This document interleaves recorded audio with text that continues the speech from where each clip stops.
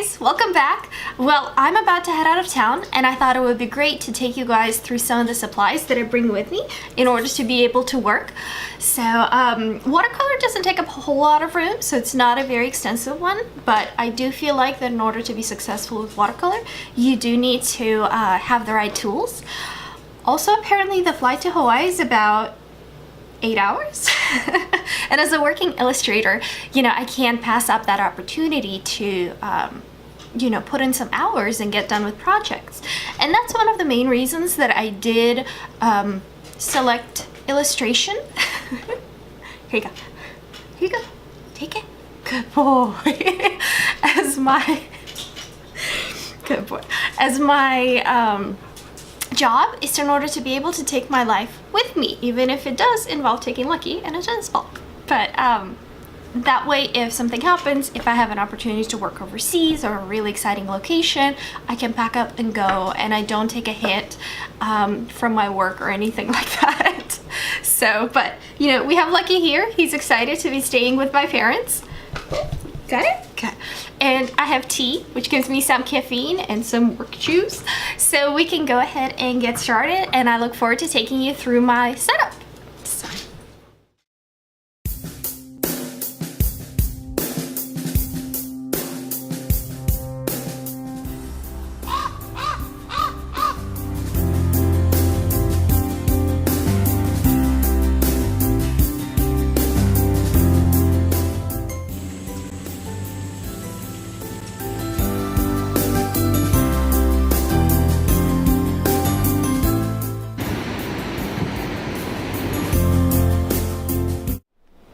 A pretty nice ambient light came out this morning, so I wanted to go ahead and reshoot this portion and talk you guys through every item that I usually bring on a trip with me. So these are very important because, as I said before, they enable me to work while I'm traveling. And of course, I'm not bringing my large scanner or my editing monitor, so this is just limited to painting. But usually it's sufficient enough, and I can come home and scan once I'm in Austin. So of course, a travel palette is going to be my most important item, and I have this really old one that's Winsor & Newton. This is actually a Coltman. These are student grade watercolors. I've had them for about 15 years probably, and you can see all the little holes that I've made so far and used it all up. So, but this is a really great starter pack one. You can get it on Amazon, you can get it in any craft hobby store. They do come in different varieties, and I like this one because it's a lot more portable. Also, they're actually cheap enough that if you do lose it in a river, which I've almost done once, you know, you're not going to be crying too much. So this one, however, is my professional one. This is what I use for all of my paintings. The case itself is Sennelier. About half of the paints in there are Sennelier as well, because I do like them. They do have a honey binder, which for pans make them a little easier to reconstitute. And you can see that I have a mix of different paints that I actually need to refill right now. And some of them are Daniel Smith. There is one, that pretty lilac, that's a Holbein, and then let's see, and one Winsor & Newton that I have on that pretty teal right there. So inside I have a bunch of, let's see, brushes. Since my work is so detailed, it's a lot easier. It's not just a lot easier, it's a lot less wasteful to use sable brushes.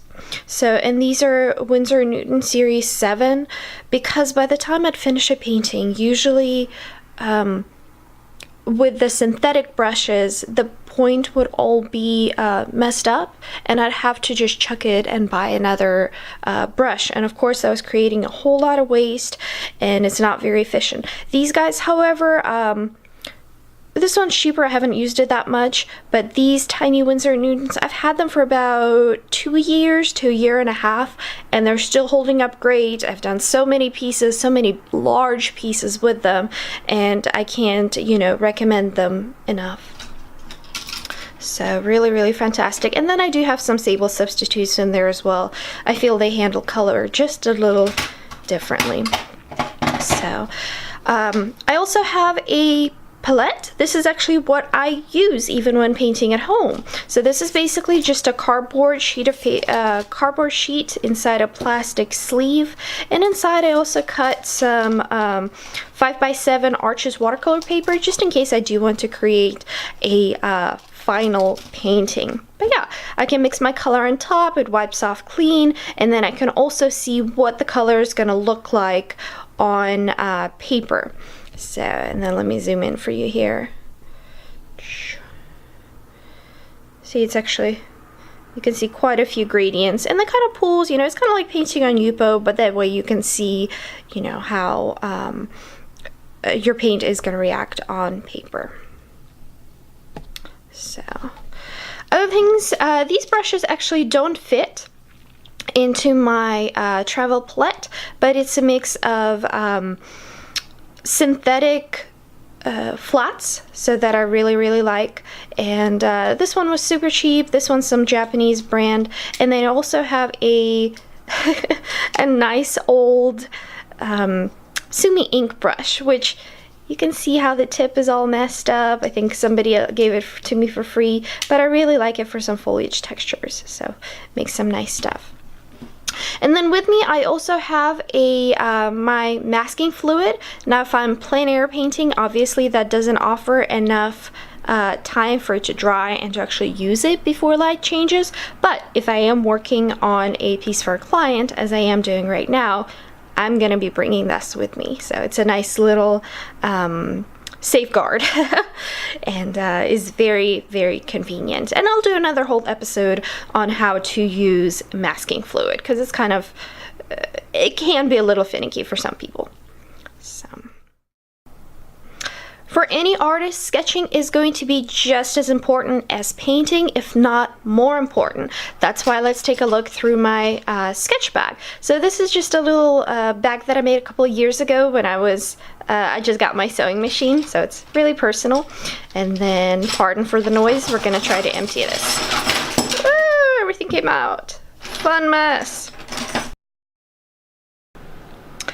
With me, I'll also always be bringing my collapsible water cup, so that way I can ask either a flight attendant for some water, or I can take some from my, you know, hiking water bottle, and then I can pour it in here, or even from a creek, and then pour it in here and paint. And then when I'm done, I just collapse it, wipe it off, and I'm done. So I'm also going to take some masking tape with me, and this is artist masking tape, so it doesn't actually leave the sticky residue when you peel it off. It's not quite as sticky as wall tape. I did have some issues with paper actually, or painting being peeled off with those previously, so that's why I stuck to those. I have seen some artists use just plain Scotch tape, and apparently it does stay waterproof. It does for me occasionally. Other times it does let water through, or you really, really gotta push it down. And I obviously gotta draw and paint in something. So with me, I usually bring a selection of different sketchbooks. So these two little guys are Fabriano, and I do like to use them for various projects. So they're pretty small, very good paper.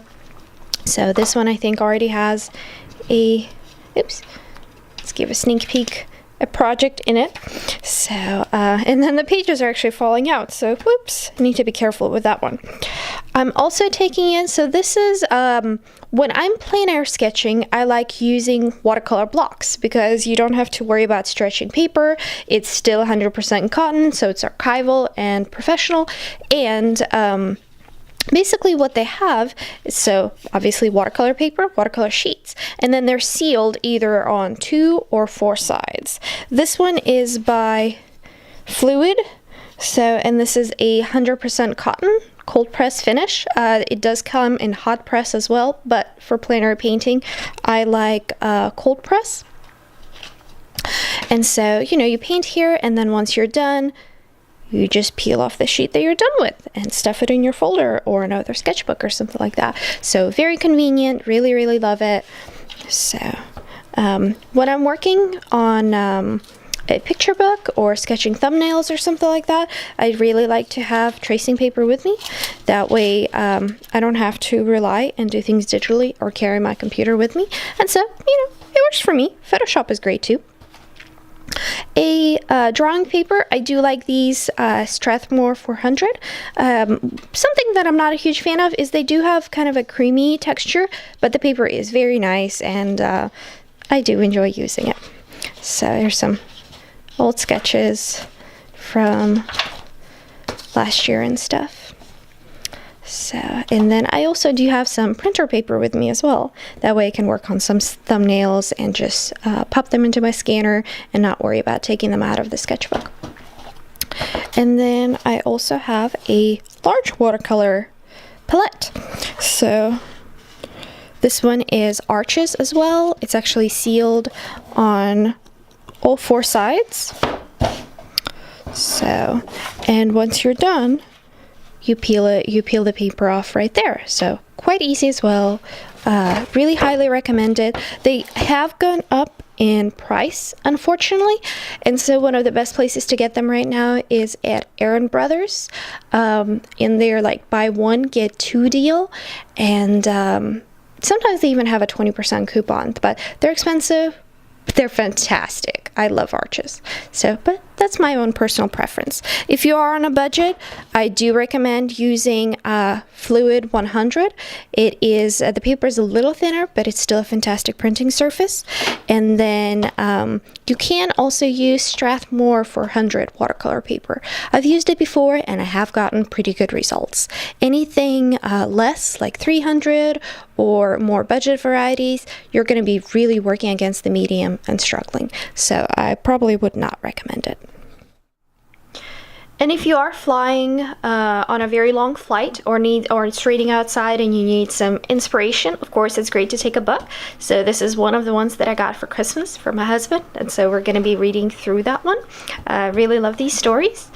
I also occasionally have a Watercolor Magazine with me. This is a great issue. It actually has a lot of information about watercolor as a medium itself. I strongly recommend picking it up. You can probably easily find it online. Comment below also, that way I can actually link to the magazine and you can get it. This is actually probably the most updated information that I've seen to date, and I've actually found out some of those things on my own, and I was just like, well, maybe it's me, like what's going on here? And then it was really fantastic to be on a flight from, I think, Portland, and then reading through it, and I was like, dude, I've encountered it, so I'm not crazy. So yeah, really, really great issue. And then I also have a magazine that I like. This is called Breathe. I buy it maybe once or twice a year, but it has a lot of really great exercises and about mindfulness, and then this article is Confessions of an Introvert, and then, you know, how to reach your goals and stuff, how to overcome fear, and this article actually helped me start a vlog, so it's a really great magazine. I do recommend picking it up if you are dealing with any anxiety, but obviously seek professional help. So this is my advice is not substitute for that. And then I enjoy gardening, and my grandmother used to be a botanist, so I really love reading about old heirloom varieties, you know, ways of growing things. It does have some recipes for inspiration as well. And then I think there's an article about crops and growing citrus, and my potted trees outside actually need some help, so I'm going to be reading through it. Last but not least, I'm going to take some business cards with me, and these are rubber banded, so they're not going to fall apart in my backpack.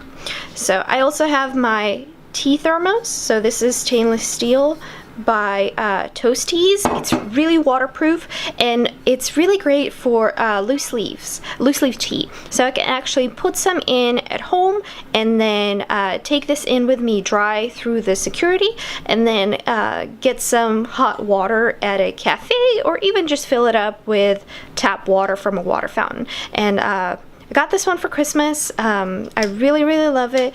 It has a great little drinking lip, so you won't get burnt. And yeah, this is actually one of the best ones that I've ever found.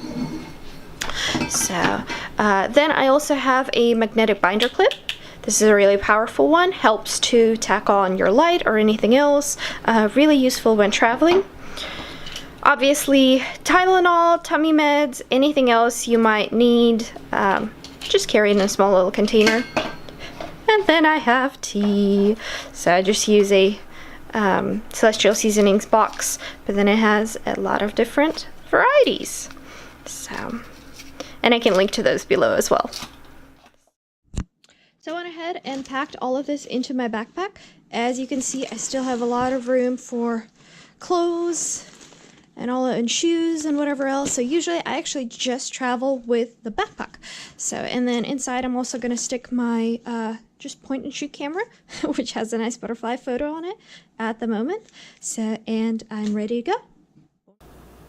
So this is all that I typically bring with me. It's not really a lot. You know, some of it I leave at home when I go sketching. And the great thing about watercolor is that you can tailor it to your demands, and you can take things that work for you. Now, as you saw, I do have a lot of pens and pencils, and that's because, you know, sometimes they express things differently, and I want to be able to have those tools with me as well. But as far as my primary setup, it really is quite small. I do like to read on the plane, so if it is a long flight, you know, those things are always appreciated. So, but I'm ready to go. We're leaving tomorrow, and I'll see you guys when I get back. Bye.